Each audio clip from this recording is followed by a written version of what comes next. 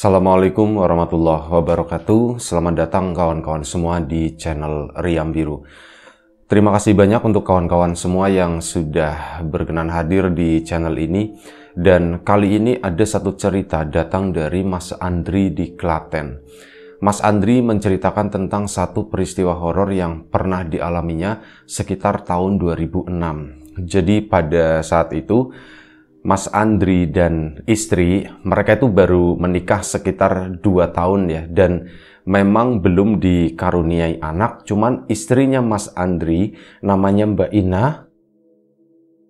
ini lagi hamil, tapi hamilnya itu baru awal-awal banget. Nah di situ ya karena memang waktu itu Mas Andri dan istri kehidupannya lagi ya agak-agak susah gitu ya. Mas Andri juga waktu itu nggak ada pekerjaan, tapi nggak diceritakan apakah dia di PHK atau memang dari awal juga belum ada pekerjaan, itu nggak diceritakan. Yang jelas kondisinya itu memang lagi susah. Nah di kondisi tersebut, budeknya itu datang ke tempatnya Mas Andri. "Andri, kamu udah ada pekerjaan belum?" gitu kan ditanya. "Ya Mas Andri, belum Bude," gitu. "Memangnya kenapa Bude? Apa ada yang bisa aku bantu? Apakah ada pekerjaan atau gimana Bude?" "Itu dia, Bude kan baru buka cabang." Nah, budenya itu adalah pengusaha alat-alat sekolah. Lebih tepatnya pakaian sekolah ya, seragam sekolah semacam itu. Konveksi jatuhnya ya. Nah, ini dia budenya itu habis buka cabang baru dan belum ada karyawan yang nungguin tempatnya di sana, belum ada yang ngejagain. Nah dari situ coba ditawarkan ke Mas Andri, karena kebetulan Mas Andri juga memang lagi butuh itu ya, lagi butuh pekerjaan ya. Akhirnya ya sudah ditanya kan, "Kamu mau ndak?" gitu. Cuman tempatnya agak jauh di sana, di daerah sana gitu kan, nyebutin satu daerah. "Ya ndak masalah Bude, gini aja, kamu kalau mau, kamu sama Ina aja di situ nempatin rukoknya, nempatin rumahnya gitu ya, nempatin tokonya, kamu sekalian tidur aja di situ, ndak apa-apa kok. Itu di bagian belakang itu ada 2 kamar, di sana ada kamar mandinya dan sebagainya," kata si Bude. Mas Andri pun nggak langsung menjawab iya, jawabnya, "Bude, ini saya sangat tertarik gitu ya dengan tawaran Bude ini. Tapi saya minta waktu mau ngomong dulu sama Ina, bisa Bude?" "Oh bisa banget," katanya. "Coba nanti diomongin sebaik mungkin ya. Kalau memang mau ya kabarin Bude secepatnya," kata si ini. "Ya kalau bisa besok kamu udah kasih kabar, jadi Bude nggak nyari-nyari orang lain," kata si budenya. "Iya Bude, baik Bude, nanti aku ngomong sama Ina dulu," kata si ini kan. Akhirnya sudah, dan sebelum kita lebih jauh ke dalam cerita, mohon izin mau promo bawang gorengnya Wiji sebentar. Bawang gorengnya ndak ada, tapi ya itu aja lah, yang penting bawang gorengnya Wiji ya. Kawan-kawan juga sebenarnya mungkin udah tahu. Itu tadi untuk kawan-kawan yang sudah memesan, terima kasih banyak. Untuk kawan-kawan yang belum memesan, ditunggu pesanannya. Bawang gorengnya Wiji itu bawang goreng yang nyerah, murni, tanpa campuran apapun. Itu aja, nggak usah panjang-panjang. Nah akhirnya apa?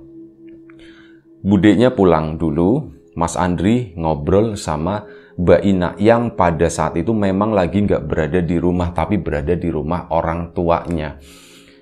Disamperin sama Mas Andri ke sana. "Nak," gitu kan. "Ya Mas, kenapa?"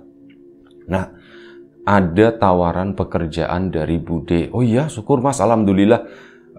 "Ngapain Mas?" Ya Mbak Ina kan tahu budenya itu konveksi. "Emang kamu bisa jahit-jahit begitu?" Enggak disuruh ngejahit. Tadi ditawarin, aku sama kamu kalau mau itu nungguin satu toko yang baru dibuka sama Bude.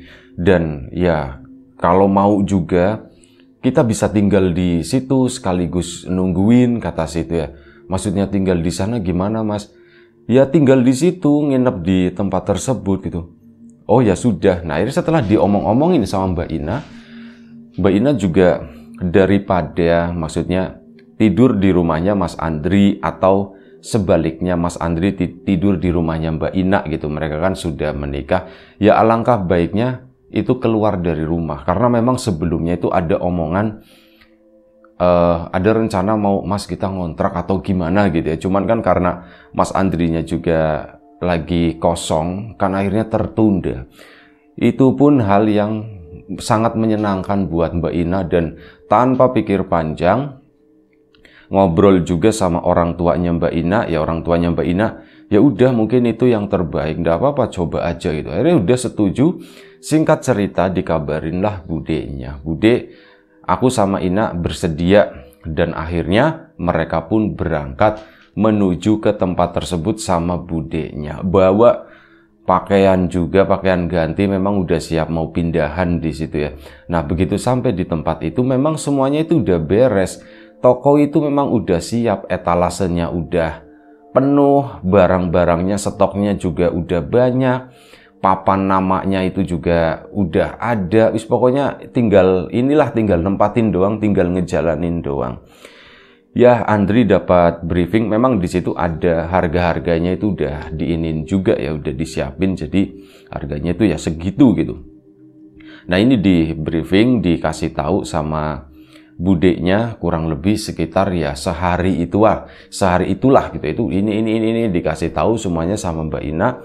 Mereka pun kurang lebih udah paham. Akhirnya bude pun pulang lagi. Mulailah menempati mereka di sana, ya duduk seharian di situ. Toko masih buka ya, cuman belum ada yang beli ya, namanya toko baru buka hari itu, dan yang dijual mungkin kalau beras atau apa gitu ya, mungkin bisa jadi ada yang beli lah. Ini kan yang dijual itu pakaian sekolah, kebutuhan sekolah, jadi kan nggak semua orang beli gitu. Ini kan paling lihat, oh di sini sekarang buka ini baru, mungkin hari ini tahu, belinya baru besok. Hari itu nggak ada satu pelanggan pun datang. Sudah malam hari sekitar jam 8, jam 9, toko pun ditutup. Diajarin nutupnya segala macam, mereka pun istirahat. Dan karena memang saat baru datang itu, mereka belum sempat beberes gitu ya. Jadi begitu datang, langsung itu ngomongin masalah toko dan sebagainya. Malam itu pun mereka baru sempat bongkar-bongkar yang namanya pakaian.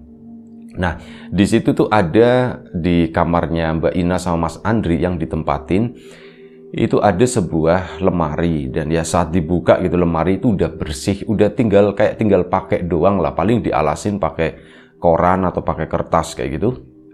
Malam itu pun singkat cerita selesai, dan udah kan ada 2 kamar tadi. Kamar yang satunya itu belum kesentuh sama sekali. Udah malam itu mereka tidur pun ya namanya di tempat baru mungkin ya, terutama Mbak Ina ini tidurnya tuh nggak pules, tidurnya tuh nggak nyaman, bangun-bangun terus. Mas Andri juga tahu, Ina bangun-bangun terus, cuman dia nggak merengek, dia nggak ribut, ya sudah gitu. Akhirnya lanjut, esokan paginya buka toko seperti biasa. Nah, kali ini tuh ada lumayan 1-2. Selain jual pakaian, mereka juga menyediakan alat-alat tulis juga gitu. Jadi ada beberapa orang yang memang belinya itu alat tulis, bukan yang berbau pakaian atau seragam sekolah. Hari itu pun selesai. Malam kedua, mereka tuh mulai penasaran sebenarnya dari siang hari ya. Ini Mas Andri itu udah masuk, udah ngebuka kamar yang satunya.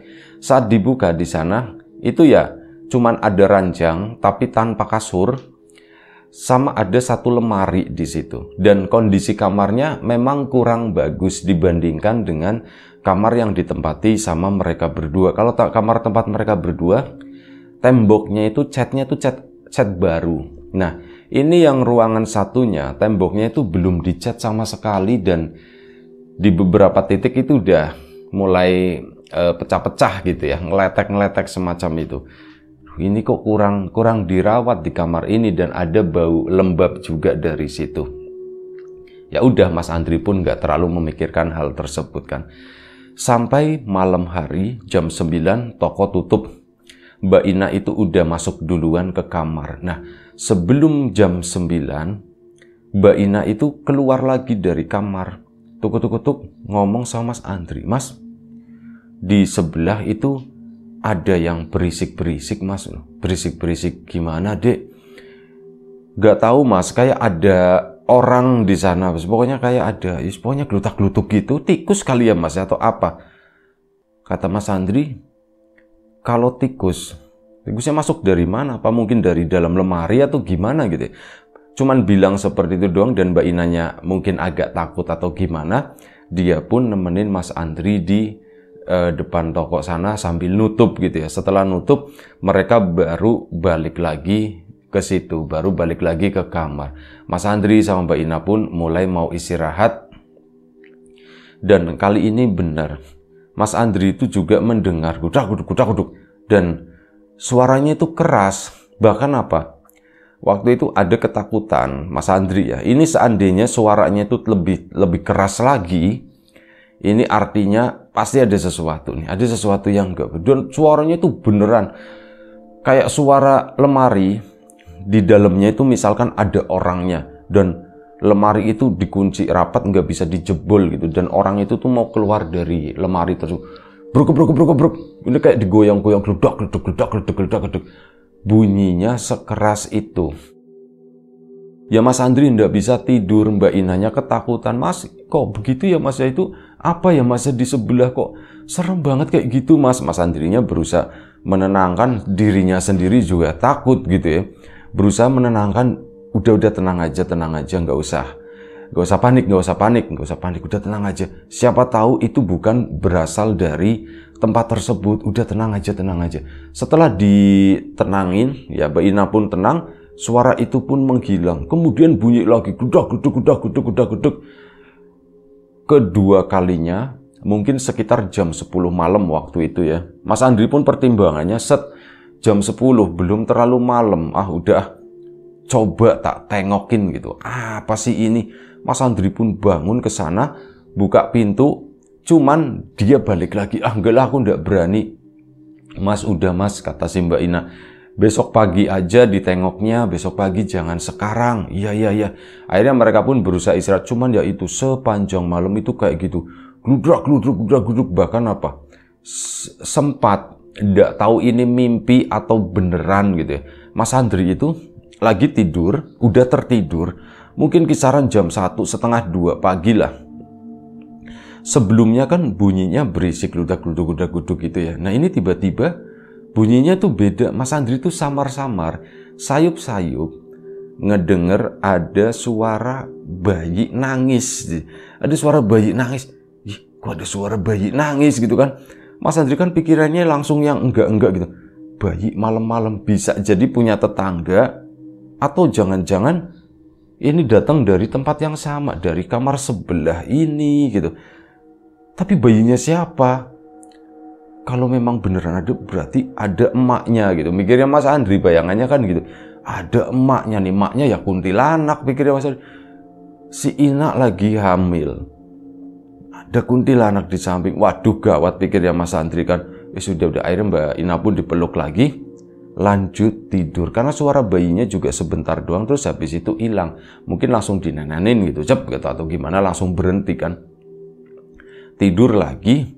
Keesokan paginya, ya langsung ngebahas itu, Mas, kenapa ya Mas ya? Ya sebentar. Sebelum buka, kata si Mas Andri, tapi nunggu agak terang. Ini toko buka sekitar jam 8. Sekitar jam setengah 8, mereka itu pagi, keluar dulu. Mbak Ina beli sarapan. Di sana tuh memang ada yang deket situ, jualan sarapan. Setelah sarapan, si Mas Andri sebelum buka toko, dia pun menuju ke kamar tersebut. Toko di depan belum dibuka ya.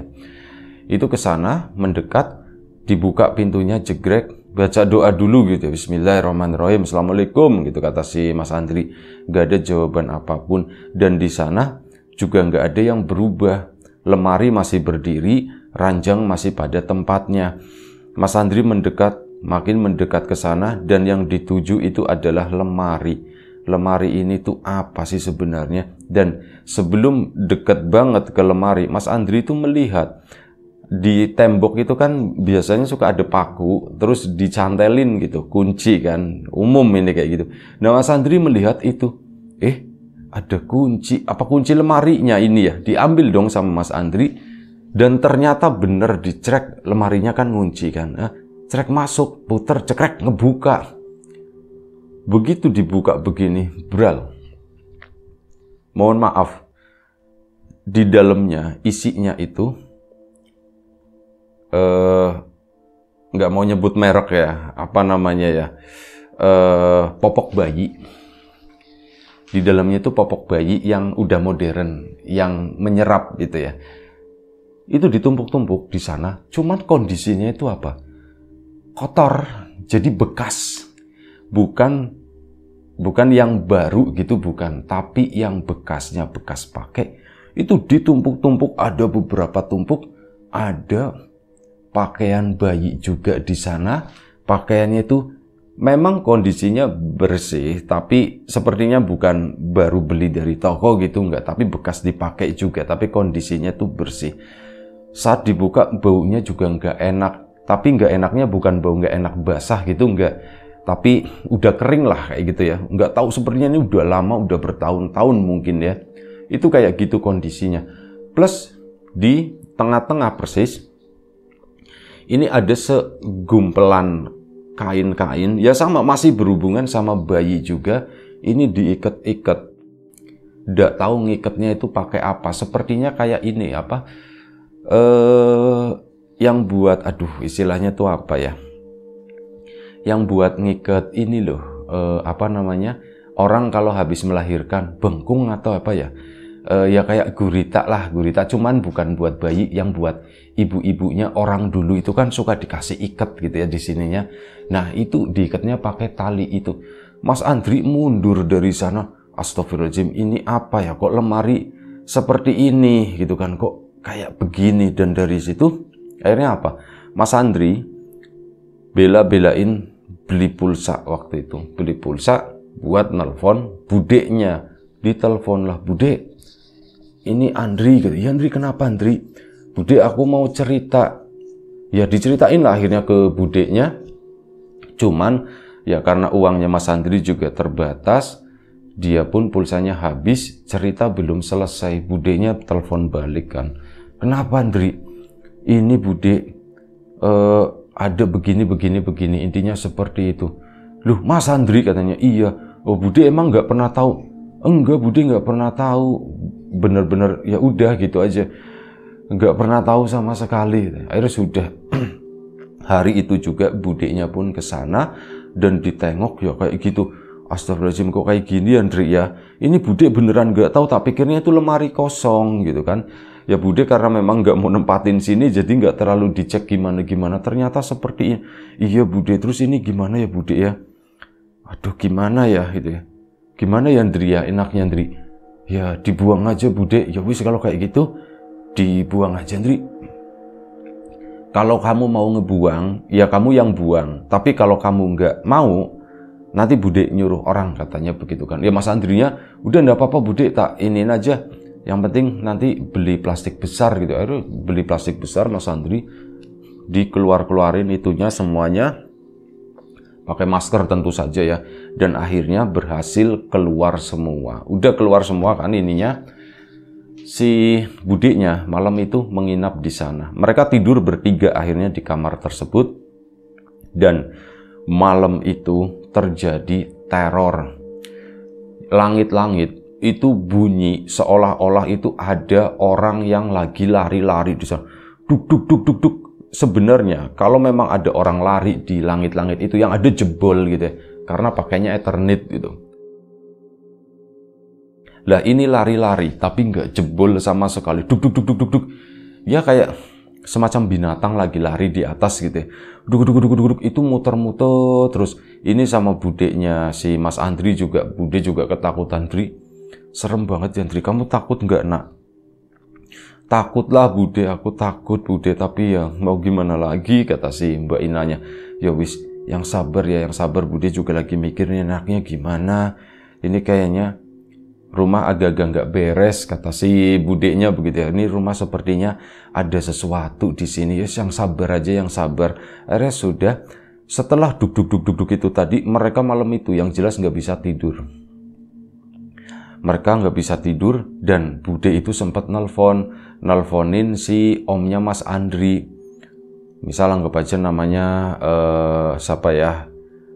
Herman wis, biar ada yang suka gitu ya. Ada yang suka kalau misal pakai nama Herman. "Man, kamu kesini ya Man ya. Waduh, Mbak, aku udah bisa katanya. Kalau malam ini aku udah bisa katanya. Ya udah besok pagi kamu kesini. Akhirnya udah dikabarin si omnya. Malam itu mereka nggak bisa tidur. Setelah duk-duk itu tadi, mereka itu mendengar semua dari dalam kamar sebelah ada suara orang nangis, suara perempuan. Ya Mas Andri tentu saja pikirannya langsung ngebayanginnya, ini pasti kuntilanak. Kalau begini Bude, itu pasti kuntilanak Bude, itunya dibuangin Bude katanya gitu kan. Dan iya, dan itu semua ngedenger di situ. Mereka tuh nggak berani keluar, udah cuman di dalam kamar doang nangis. Terus apa? Keluar suara itu. Bukan berada di dalam kamar, tapi seolah-olah suara tadi itu bergerak ke arah ruang tengah di sana, ke arah depan kamarnya si Mas Andri. Suaranya di situ dan mendekat sampai berdiri di depan pintu di sana. Pintu itu kayak ada yang ngedorong, gledek gitu, gledek, cuman begitu doang, nggak diketok, nggak di apa, gledek, terus sudah berhenti dan suara itu pun bunyi lagi, nangis lagi, cuma nangisnya yang nangis yang merintih begitu kata si Mas Andri. Suara itu pun menjauh lagi ke sana, masuk ke dalam kamar lagi. Nah, begitu masuk ke dalam kamar, setelah itu senyap hening, benar-benar hening, digantikan atau disusul dengan suara orang marah-marah. Orang teriak-teriak, ngejerit, histeris gitu. Ini sampai pokoknya yang 3 orang, Mas Andri, budenya sama si Ina. Ini benar-benar ketakutan. Mereka tuh sampai ngumpul di satu pojok di tempat tidur di situ. Saking seremnya, saking kencengnya suara orang ngejerit itu tadi, itu mekik banget suaranya, itu benar-benar kenceng kayak orang yang lagi depresi, orang yang lagi marah-marah semacam itulah. Benar-benar kayak gitu. Dan akhirnya suara itu pun hilang. Saat suara itu hilang, disusul terakhir itu apa? Kayak ada orang nyiram air di lantai. Piuk, air misal diambil dari gayung, terus dikucurin gitu. Bunyinya seperti itu, cuman bunyi gayungnya, bunyi embernya nggak kedengeran. Hanya air yang kricik gitu doang, kricik, udah kayak gitu. Dan Mas Andri sama si Bude sama Mbak Ina itu melihat, karena bunyinya itu di depan kamar ya, mereka tuh melihat air itu masuk dari bawah pintu dari sana, dan air itu berwarna enggak merah pekat kayak darah, enggak, cuman kayak air yang bercampur pewarna merah, kayak bercampur darah semacam itulah. Memang encer gitu. Masuk tapi cuman sedikit. Begitu kan, nunjuk-nunjuk begitu. Dan semuanya tiga-tiganya tuh ngelihat airnya, udah, diam aja. Kita tidur. Akhirnya mereka pun tertidur. Kayak tertidur. Rebah-rebahan begini, cuman merem-melek kayak gitu terus. Karena setelah kerucuk-kerucuk itu nggak ada suara nangis, nggak ada suara apa. Yang ada itu cuman kayak suara orang jalan di depan itu seolah-olah basah, kepiak gitu. Ada airnya semacam itu. Dan itu berlangsung sampai hampir pagi lah, sekitar jam 4. Nah, jam 4 suara itu baru hilang semuanya. Dan mereka memutuskan untuk nggak tidur. Tapi itu ngomongin si Herman tadi, si Om Herman. Man, buruan cepetan kalau urusan kamu udah selesai. Ya mbak. Dan pagi hari sekitar jam 6, Mas Herman itu udah sampai sana. Man, ini minta tolong, Man. Terjadi begini. Dan mbak itu juga ngeliat, kata si budeknya Mas Andri. Mbak juga ngeliat semuanya gini. Serem Bude. Ya wis Bude, nanti tak cariin orang yang ngerti gitu ya. Iya Man, soalnya ini kan mau buat dagang. Andri, Ina gimana? Mbak Inanya ndak mau. Bude, aku takut Bude, aku kan lagi hamil juga begini. Iya nak, Bude juga ngerti. Ya wis, sementara ini mau diberesin dulu. Kamu sama Andri pulang dulu aja katanya. Nanti kalau memang udah beres, baru kalian lanjut lagi, ndak apa-apa kata si budenya. Iya Bude, akhirnya mereka berdua pulang, nunggu kabar dari Om Herman ini. Setelah beberapa hari, baru Om Herman itu ngasih kabar, datang ya, cerita ke, sebelum budenya datang, Om Herman itu udah datang ke rumahnya Mas Andri.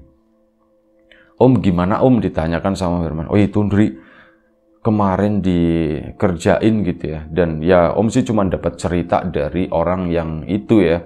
Katanya sih udah dibersihkan, yang ngebersihin itu 4 orang Ndri katanya. Kata si Omnya, iya Om, iya. Dan ya kayak gitu. Pas tak tanya-tanya, ini pemilik pertamanya. Sekarang orangnya udah meninggal. Jadi dulu itu pernah terjadi sesuatu gitu ya. Ya memang orangnya tuh agak aneh. Dia tuh baru, ya bukannya gimana-gimana juga sih. Nggak mau menyalahkan, kata si Om Herman tadi. Jadi si perempuan itu lagi hamil besar, terus ngelahirin bayi. Begitu ngelahirin, suaminya itu kabur. Dan di situ mengalami depresi. Dia itu merawat anaknya sendiri gitu ya. Dirawat sendirian, cuman ngerawatnya ya begitu. Popoknya itu ndak pernah dibuang, dikumpul-kumpulin di dalam lemari sampai ratusan kayak gitu ya. Ya mungkin sebagian ada yang itu dikumpulin di sana, ya kayak gitulah. Nggak bener intinya. Memang agak-agak sedikit, yaitu lagi depresi atau apa, pikirannya mungkin terguncang atau gimana. Itu seperti itu Ndri. Dan bayinya pun alhamdulillah selamat. Setelah ketahuan sama keluarganya itu kan sempat dicariin ini tuh kemana sebenarnya, ini kemana, datang ke rumah tersebut, ada yang ngetokin tapi ndak ada yang bukain gitu ya, nggak pernah dibuka, jadi dikiranya itu sepi. Dan si perempuan itu menghilang begitu aja sampai kecium bau nggak sedap ya, bau nggak sedap dari kumpulan Pampers, kesebut merek ya, dari apa tadi namanya, popok bayi itu. Akhirnya sudah didobrakan sama warga dan ternyata kayak gitu. Dia sendiri yang ngerawat ibunya itu kayak seolah-olah nggak pernah mandi, udah nggak keurus sama sekali Ndri. Dan kondisinya kurus gimana ya, kayak orang yang mungkin nggak pernah makan atau gimana. Bayinya diambilkan, bayinya sih alhamdulillah sehat, cuman ibunya ini kondisinya sakit. Dan ya setelah itu si perempuan ini pun akhirnya meninggal karena itu tadi. Mungkin nggak makan atau gimana, itu bayinya nyusuinnya gimana juga nggak tahu, kata si Om Herman. Ya dulu itu intinya pernah terjadi semacam itulah.